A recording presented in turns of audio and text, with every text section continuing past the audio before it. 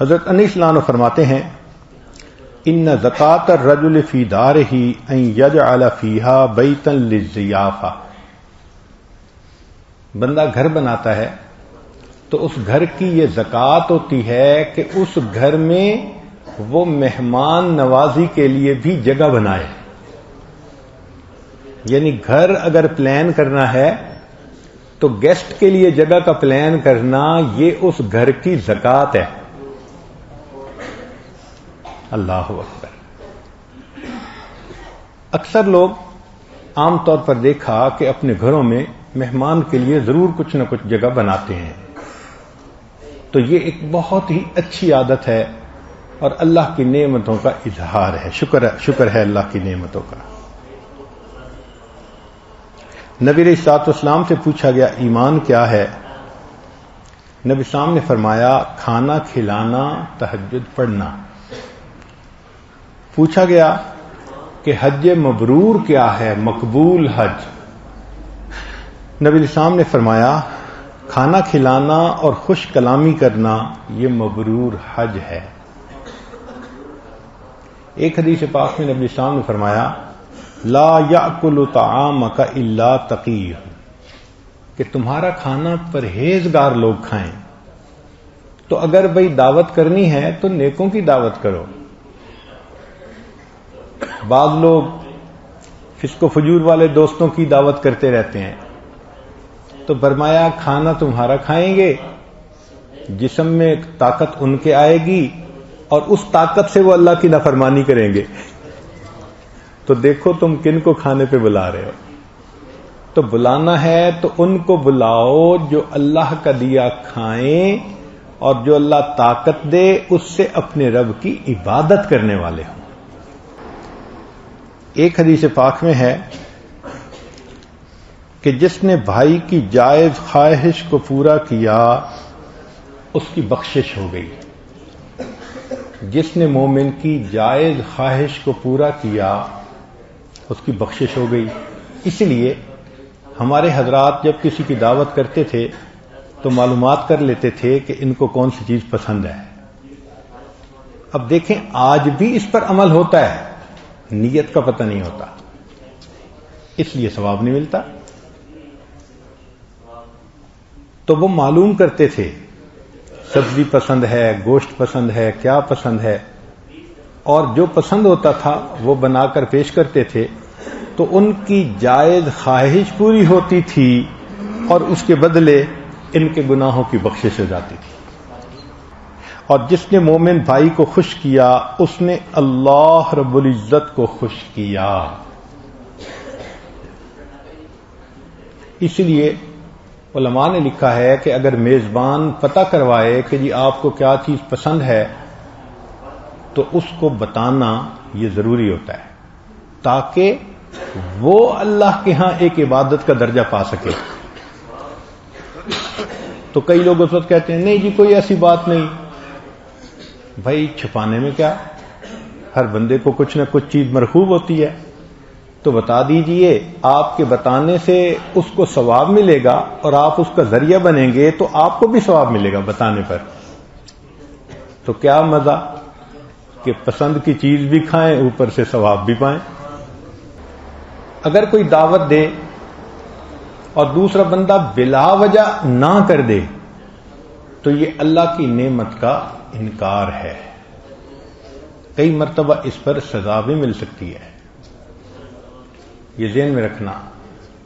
ابو تراب رحمۃ اللہ علیہ بخشی فرماتے ہیں کہ کسی نے دعوت دی تو میں نے انکار کر دیا. فرماتے ہیں اس کے بعد مجھے 14 دن کا فاقہ کرنا پڑا.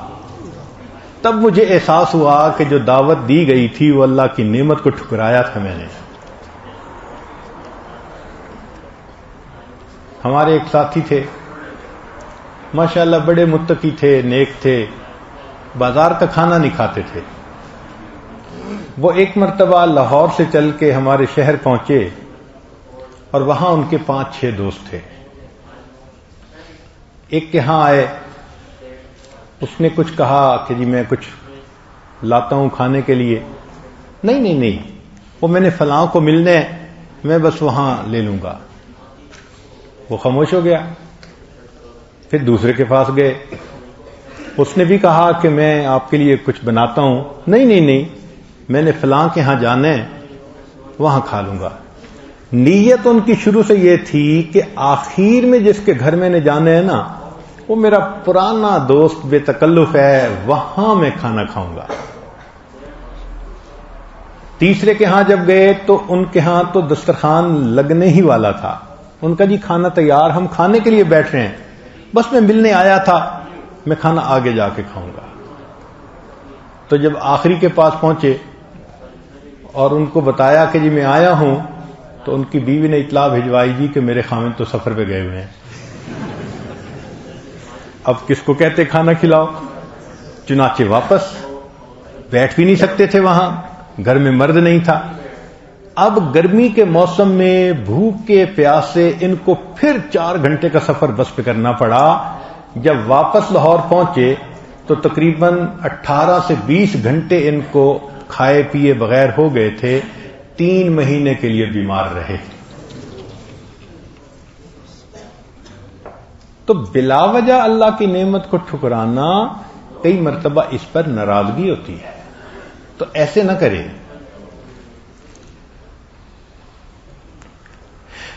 میزبان کو اپنے کھانے کی نمک مرچ اور مٹھاس کے بارے میں بتا دینے میں جلدی اطلاع کرے. ایسا نہ ہو کہ وہ کھانا بھی بنا دیں اور میٹھا, اور اخیر پہ یہ کہہ دیں میں تو میٹھا کھاتا نہیں, یا میں بلڈ پریشر کا مریض ہوں, نمکین کھانا نہیں کھاتا. بھئی اس قسم کی کوئی بھی اگر احتیاط ہے تو میزبان کو پہلے بتا دینی چاہیے. ہمارے حضرت رحمت اللہ علیہ فرماتے تھے کہ انسان جھوٹ اور بھوک ان دونوں کو اکٹھا نہ کرے.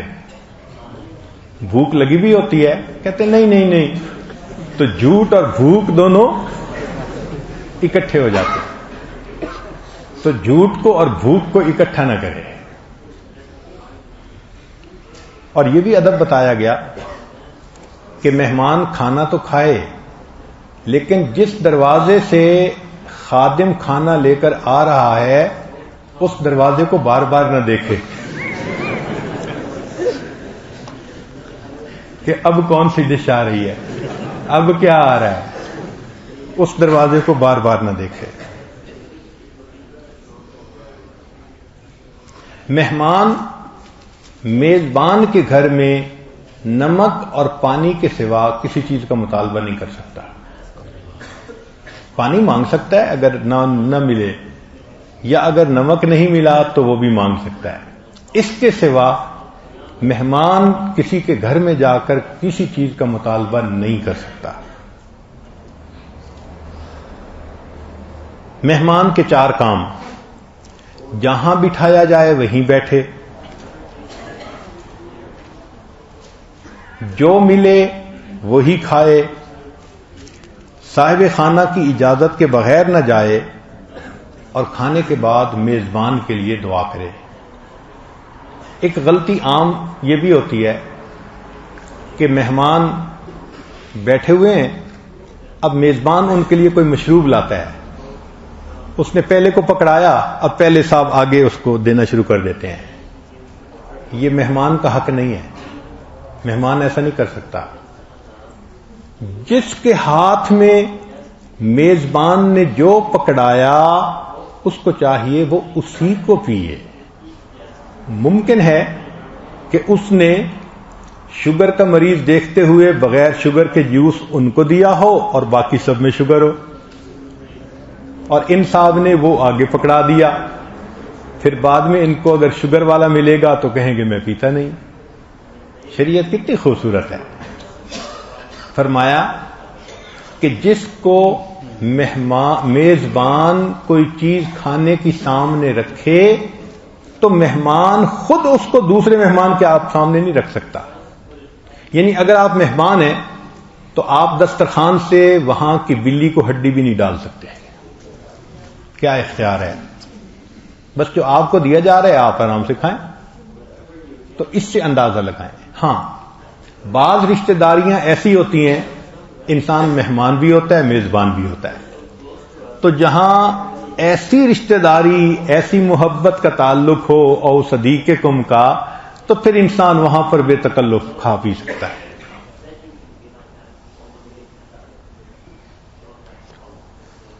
اگر مہمان تھکا ہوا آئے تو میزبان کو چاہیے کہ اس کی خدمت کرے، اس کے پاؤں دبائے۔ مولانا وحاج الدین ایک عالم تھے، وہ ایک دفعہ شاہ عبد الرحیم رائے پوری رحمۃ اللہ علیہ کے ہاں آئے، حضرت نے کھانا بھی کھلایا، پھر اس کے بعد آرام کرنے کے لیے لیٹے تو حضرت نے خود ان کے پاؤں دبائے۔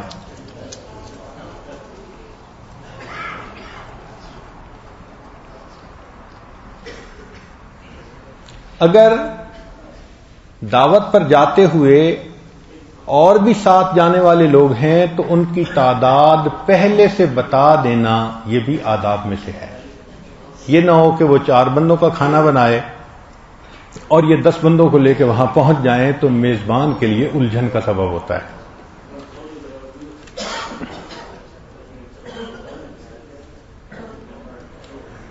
اگر مہمان اپنی پسند کا کھانا بتا دے تو بسا اوقات میزبان کو بہت خوشی ہوتی ہے۔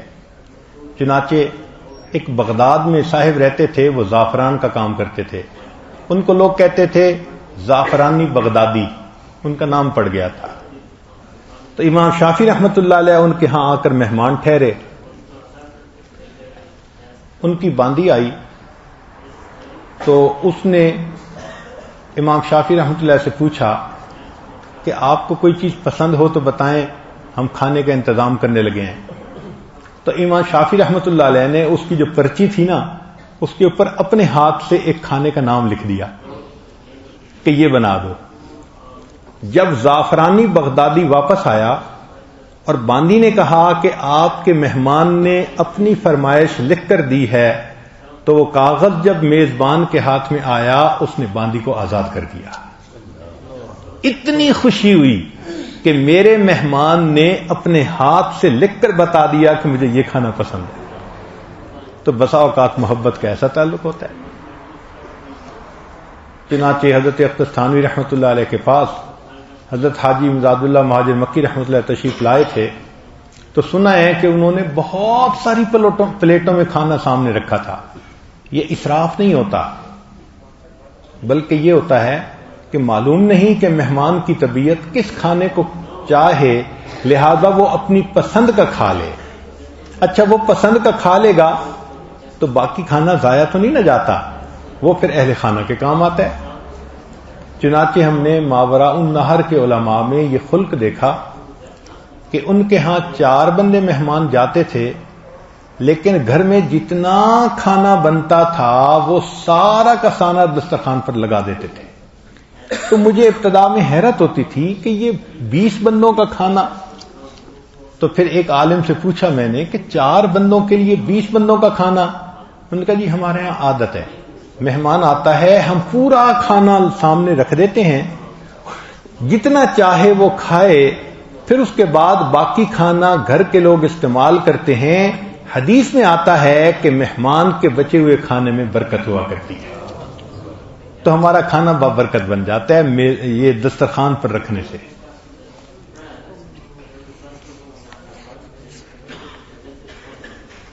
جنید بغدادی رحمۃ اللہ علیہ فرماتے تھے کہ 3 مواقع پر رحمت کا نزول ہوتا ہے: جب صوفیاء مل کر کھانا کھائیں، محبت الہی کی مل کر باتیں کریں، مل کر مراقبہ کریں، وَهُوَ عَلَى جَمْعِهِمْ إِذَا يَشَاءُ قَدِيرٌ، تو ان 3 مواقع پر اللہ کی رحمت کا نزول ہوتا ہے۔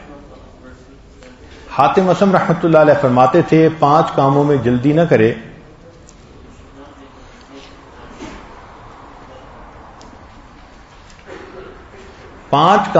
جلدی کرے۔ 1، لڑکی کے نکاح میں جلدی کرے، مردے کو دفن کرنے میں جلدی کرے، قرض ادا کرنے میں جلدی کرے، گناہوں سے توبہ کرنے میں جلدی کرے، اور 4، مہمان کو کھانا کھلانے میں جلدی کرے۔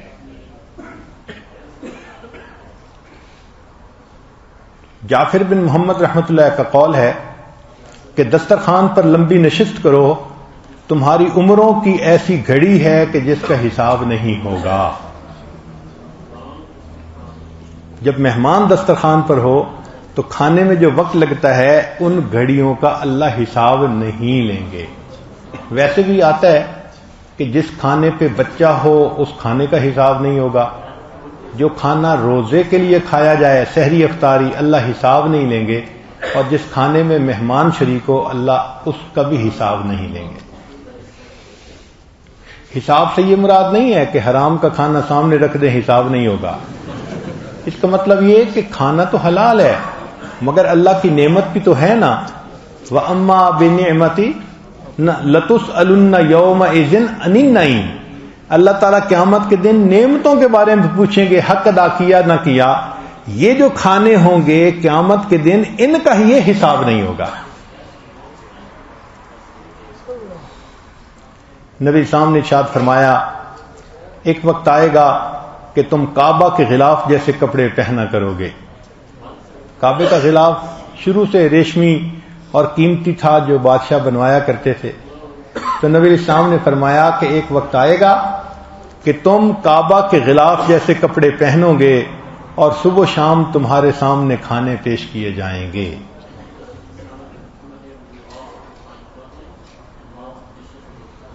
جب نجاشی کا وفد آیا تو نبی علیہ الصلوۃ والسلام نے خود کھڑے ہو کر ان کو کھانا پیش کیا اور خدمت کی۔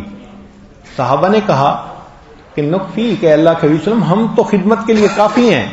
فرمایا نجاشی نے ہمارے اصحاب کا اکرام کیا تھا، اس کے بدلے میں ان کے اصحاب کا اکرام کر رہا ہوں۔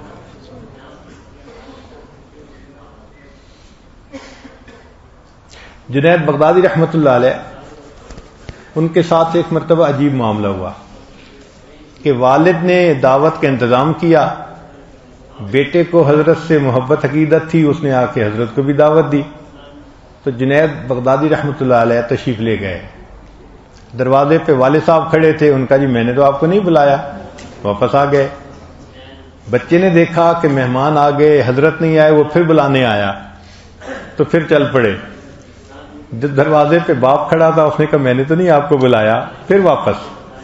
4 مرتبہ ایسے ہوا اور حضرت نے نہ باپ سے شکوہ کیا نہ بیٹے سے شکوہ کیا، نہ باپ سے شکوہ کیا نہ بیٹے سے شکوہ کیا۔ تو لوگوں نے لکھا ہے کہ کسی نے پوچھا کہ کیا مسئلہ، تو وہ فرماتے ہیں کہ اس وقت ان کی تجلیات کا فعالیہ کا سبق تھا، تو وہ یہ سمجھ رہے تھے اللہ مجھے دکھانا چاہتے ہیں، میں چاہتا ہوں تو اپنی نعمت کا دروازہ کھول دیتا ہوں، پہنچتے ہو تو دروازہ بند کر دیتا ہوں، یہ سب میرے اختیار میں ہے۔ تو جنید بغدادی رحمۃ اللہ علیہ نے بچے کو کہا کہ تمہاری وجہ سے اللہ نے مجھے ایک معرفت عطا فرما دی، میں نے یہ سبق آج سیکھا ہے۔ تو دیکھو ہمارے اکابر ان باتوں سے بھی معرفت کی باتیں سیکھتے تھے۔ ہمارے سلسلہ کے بزرگ ہیں خواجہ ابوالحسن خرقانی رحمۃ اللہ علیہ، ان کی بات عجیب ہے۔ فرماتے ہیں کہ میں نے زندگی کے 40 سال ہمیشہ مہمان کی نیت سے کھانا بنایا اور خود اس کا طفیلی بن کے کھانا کھایا۔ یعنی گھر میں کھانا بنتا تھا تو مہمان کی نیت سے، اور چونکہ خدمت والے ہیں تو ہم اس کا طفیلی بن کے کھا لیتے تھے، ورنہ کھانا مہمان کا ہوتا تھا۔ نبی علیہ الصلوۃ والسلام اظہار نبوت سے پہلے بھی مہمان نوازی فرماتے تھے۔ چنانچہ خدیجہ الکبریٰ رضی اللہ تعالیٰ عنہ نے کہا تھا کہ انک لتصل الرحم وتحمل الکل وتقرئ الضیف، اور آپ تو مہمان نوازی کرنے والے ہیں۔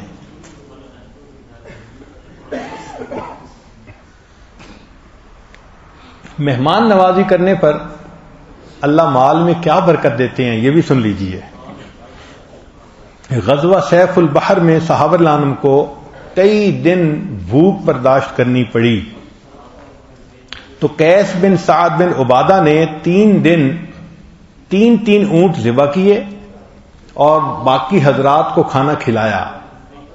تو جب امیر لشکر کو پتہ چلا کہ 3 اونٹ ایک دن میں ذبح ہو رہے ہیں تو بھائی سفر کیسے کٹے گا، تو انہوں نے بلا کے منع کر دیا. لیکن اللہ نے ان کے اس دعوت کو قبول کیا اور ان کے مال میں اتنی برکت دی کہ واپسی پر اللہ نے ان کو 4 باغ عطا فرما دیے. مہمان کا رزق پہلے بھیجا جاتا ہے، بعد میں مہمان کو بھیجا جاتا ہے. مہمان کا رزق پہلے بھیجا جاتا ہے، بعد میں مہمان کو بھیجا. جو مہمان آتا ہے وہ ہمارا رزق نہیں کھاتا، اپنا رزق کھاتا ہے. ہمیں تو دسترخوان بچھانے کا اور ہاتھ دھلوانے کا ثواب ملتا ہے کہ ہم نے اس کو فیسیلیٹیٹ کر دیا، کھانا تو وہ اپنا کھا رہا ہوتا ہے. چنانچہ ہمارے قریب کے گاؤں میں ایک حاجی صاحب رہتے تھے، انہوں نے ایک عجیب واقعہ سنایا. وہ اس واقعے کے شاہد تھے، عینی شاہد تھے. کہنے لگے دیہاتی ماحول تھا، ایک گھر میں میاں بیوی میں کچھ آپس میں رنجش ہو گئی. جب وہ آپس میں ذرا ہاٹ ورڈ استعمال کر رہے تھے نا، عین اسی موقع پر ایک رشتہ دار مہمان آ گیا. اب اس گھر والے نے مہمان کو تو بیٹھک میں بٹھایا اور گھر آ کے بیوی کو کہا کہ فلاں رشتہ دار مہمان آیا ہے. اس نے کہا نہ کھانا تمہارے لیے نہ تمہارے مہمان کے لیے. ہوم گورنمنٹ جب ناراض ہوتی ہے تو کھانا پینا بند ہو جاتا ہے.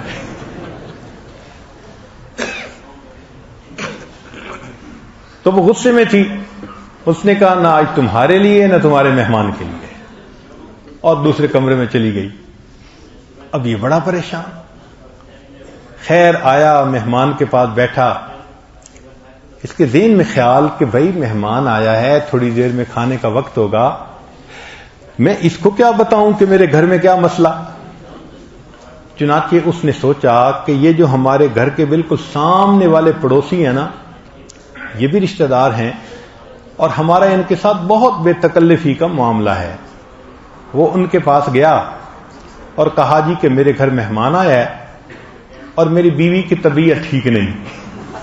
حالانکہ اس کی تو نیت ٹھیک نہیں تھی، مگر پردے رکھنے پڑتے ہیں.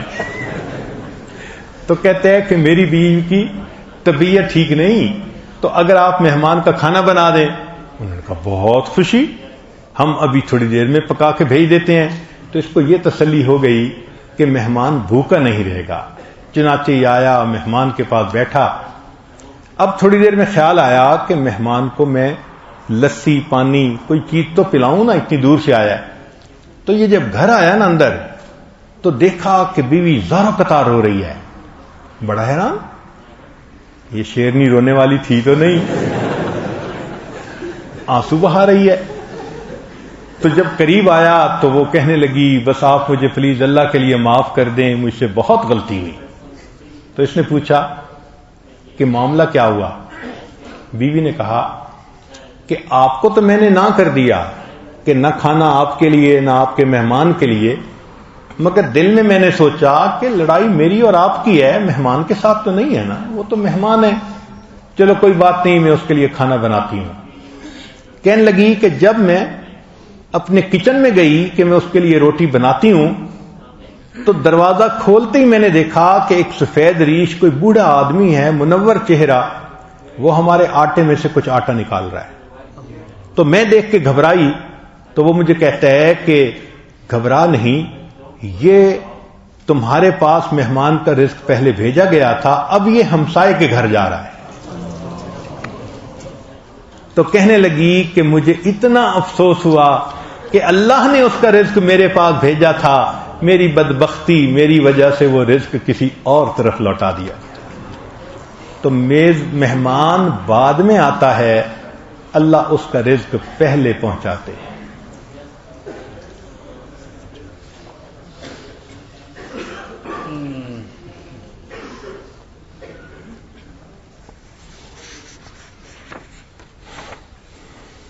ایک حدیث مبارکہ، جب تک دسترخوان بچھا رہتا ہے اللہ تعالیٰ اہل خانہ کے لیے اللہ کے فرشتے اہل خانہ کے لیے رحم کی دعا کرتے رہتے ہیں. جب تک دسترخوان بچھا رہتا ہے اللہ کے فرشتے اہل خانہ کے لیے رحمت کی دعا کرتے رہتے ہیں. ہم نے علماء ماوراء النہر کا ایک عجیب عمل دیکھا. جس گھر میں جائیں ایک جگہ پر، ہمارے ہاں تو نیچے زمین پہ دسترخوان بچھاتے ہیں، ان کے ہاں ایک میز ہوتی ہے جو زمین سے تقریباً 1-1.5 فٹ اونچی ہوتی ہے. اگر آپ زمین پہ بیٹھیں تو کھانا بالکل نیچے نہیں ہوتا، کھانا یہاں آ جاتا ہے، پلیٹ قریب آ جاتی ہے، انسان آسانی سے کھانا کھا لیتا. اس کے اوپر وہ دسترخوان لگاتے ہیں. ایک فائدہ بھی ہے کہ کھانا پاؤں سے نیچے نہیں ہوتا، ورنہ تو کئی دفعہ بیٹھنے کی جگہ اونچی ہوتی ہے اور کھانے کی جگہ نیچے ہوتی ہے، یہ بھی کھانے کی بے ادبی ہے. تو ان کے ہاں اس طرح. تو میں نے دیکھا کہ وہاں ہر گھر میں جب جاتے تھے تو وہ سیدھا دروازے سے لے کر اس جگہ جا کر بٹھاتے، اور وہاں اس میز کے اوپر پہلے سے ہی ڈرائی فروٹ یہ وہ سویٹس وغیرہ پڑی ہوتی تھیں. وہ جا کر صرف اس کے اوپر جو ایک جالی دار کپڑا ہوتا تھا نا، اس کو اٹھا لیتے تھے اور کہتے تھے جی شروع فرما دے. تو میں نے انہیں کہا کہ یہ کیا عادت ہے؟ تو ایک عالم نے بتایا کہ ہم نے یہ حدیث مبارکہ پڑھی کہ جب تک دسترخوان بچھا رہتا ہے فرشتے اس گھر کے لیے رحمت کی دعا کرتے ہیں، ہم 24 گھنٹے اس کو بچھا کے رکھتے ہیں.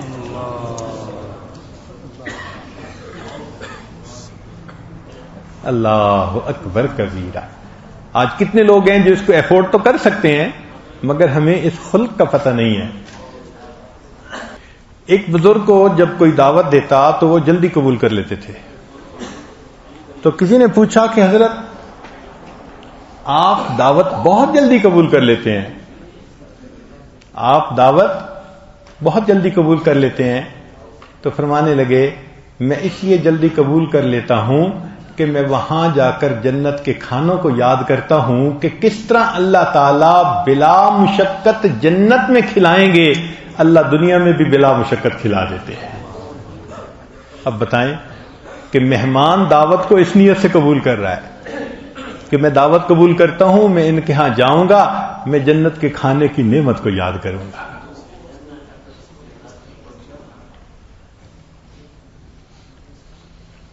چنانچہ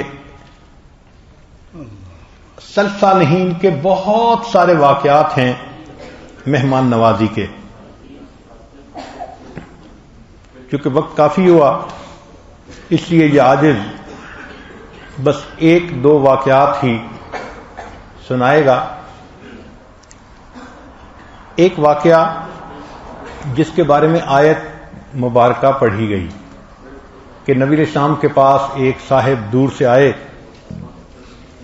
آپ نے فرمایا کون ان کی مہمان نوازی کرے گا؟ ایک انصاری صحابی تھے، وہ ان کو اپنے گھر لے گئے. گھر جا کے بیوی کو کہا کہ میرے ساتھ مہمان آیا ہے. اس نے کہا ہمارے گھر میں تو صرف ایک بندے کا کھانا ہے، میں آپ بچے اتنے کھانے والے ہیں، کھانا صرف ایک بندے کا ہے. ان کا میں تو لے آیا ہوں اس کو گھر پہ. تو کہنے لگی بہت اچھا، میں ایسے کرتی ہوں کہ بچوں کو تو تھپکی دے کے سلا دیتی ہوں، بچوں کو تو تھپکی دے کے سلا دیتی ہوں اور میں آج فاقہ کر لوں گی. آپ ایسے کریں کہ مہمان کے ساتھ کھانے کے اوپر بیٹھ جائیں، لیکن اگر آپ بھی کھائیں گے نا تو مہمان پیٹ بھر کے نہیں کھا سکے گا. تو ایسا ہے کہ میں کھانا لگا دوں گی، پھر میں چراغ کو ٹھیک کرنے کے بہانے میں اس کو بجھا دوں گی. مہمان یہ سمجھے چراغ ٹھیک ہو رہا ہے، اور جب میں بجھا دوں گی تو آپ مہمان کو کھانا کھانے دینا، خود اپنا ہاتھ کھانے کی طرح اس طرح بڑھانا کہ آپ بھی کھانا کھا رہے ہیں مگر کھانا نہیں کھانا، تاکہ مہمان پیٹ بھر کے کھا سکے. اللہ کی شان دیکھیں. ایسا ہی ہوا، نہ بیوی نے کھانا کھایا، نہ خاوند نے کھایا، نہ بچوں نے کھایا.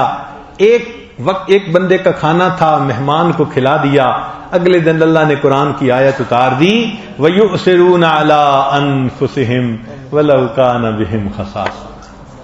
یہ عمل اللہ کو کتنا پسند آیا، قیامت تک قرآن پڑھا جائے گا، ان کے واقعے کی یاد تازہ کی جائے گی۔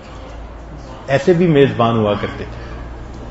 اور اللہ کے پیارے حبیب صلی اللہ علیہ وسلم کے پاس ایک مرتبہ ایک یہودی آ گیا مہمان، تو نبی علیہ السلام نے اس کو کافی سارا کھانا پیش کیا، اس نے زیادہ سارا کھانا کھا لیا، جتنا تھا وہ سارا ہی کھانا کھا لیا۔ اب اللہ کی شان کہ پیٹ تو خراب ہونا ہی تھا، وہ پیٹ خراب ہونے کا ایک اور بھی واقعہ ہے کہ ایک صاحب مہمان گئے تو انہوں نے 20 روٹیاں لا کے رکھی، تو اس نے ان میں سے 20 میں سے 19 کھا لی اور ایک روٹی واپس کر دی، یہ واپس لے جاؤ۔ اس نے کہا واپس کیوں کی؟ کہنے لگا پیٹ خراب ہو گیا تو آپ ذمہ دار ہیں۔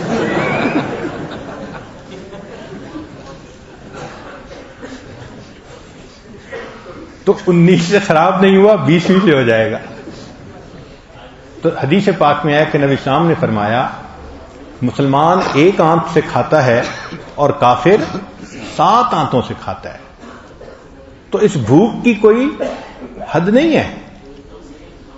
چنانچہ اس نے خوب کھانا کھا لیا اور اللہ کی شان کہ اس کا پیٹ خراب ہو گیا، رات کو بستر میں سویا ہوا تھا، اچانک اس نے محسوس کیا کہ میرے جسم سے ری نکلنی ہے، ہوا نکلنی ہے، تو جیسے ہی اس نے ہوا نکالنے کی کوشش کی تو پاخانہ ہی اس نے بستر پہ کر دیا۔ اب اس کو شرمندگی آئی کہ پاخانہ ملوث ہو گیا، ناپاک ہو گیا اور یہ ہو گیا بدبودہ۔ تو وہ صبح اٹھا اور وہاں سے چپکے سے بھاگ گیا اور جا کے نہایا، اپنے کپڑے صاف کیے۔ جب اللہ کے حبیب صلی اللہ علیہ وسلم فجر کے بعد آئے مہمان کا پتہ کرنے تو دیکھا مہمان نہیں مگر بستر کے اندر پاخانہ ہے۔ اب اتنی دیر میں جو مہمان چلا گیا تھا یہودی، اس کو احساس ہوا میں اپنا جو ویلٹ تھا یا چھوٹا سا کوئی پرس تھا وہ تو وہیں چھوڑ آیا۔ اب اس کو شرمندگی کی وجہ سے آنا پڑا۔ جب وہ واپس آیا تو یہودی نے دیکھا اللہ کے حبیب صلی اللہ علیہ وسلم نے اس کی اطلاع عورتوں کو نہیں دی، بلکہ اس کے اس نجس بستر کو اللہ کے محبوب مبارک ہاتھوں سے خود دھو رہے تھے۔ جب اس نے یہ عمل کرتے دیکھا، کلمہ پڑھا اور وہ ہمیشہ کے لیے مسلمان ہو گیا۔ تو اللہ کے محبوب صلی اللہ علیہ وسلم نے مہمان کا اگر ناپاک بستر تھا تو اس کو اپنے مبارک ہاتھوں سے صاف کیا ہے۔ یہ ہے مہمان نوازی۔ اللہ تعالی ہمیں اس پر عمل کرنے کی توفیق عطا فرمائے کہ ہم مہمان پہ آنے پہ اس طرح خوش ہوں جیسے کوئی عید کی رات آنے پہ خوش ہوا کرتا ہے۔ اور اس کا بدلہ کیا ہوگا؟ شریعت میں ہے جزاء من جنس العمل، یہ شریعت کا ایک متفقہ اصول ہے۔ ہر معاملے میں جیسی کرنی ویسی بھرنی۔ تو اب کیا ہوگا کہ جو دنیا میں مہمان کی اچھی مہمان نوازی کرے گا، اللہ اس کے بدلے اس شخص کی جنت میں مہمان نوازی فرمائیں گے۔ اللہ رب العزت ہم عاجز مسکینوں کی جنت میں مہمان نوازی فرمائے۔ وآخر دعوانا ان الحمد للہ رب العالمین۔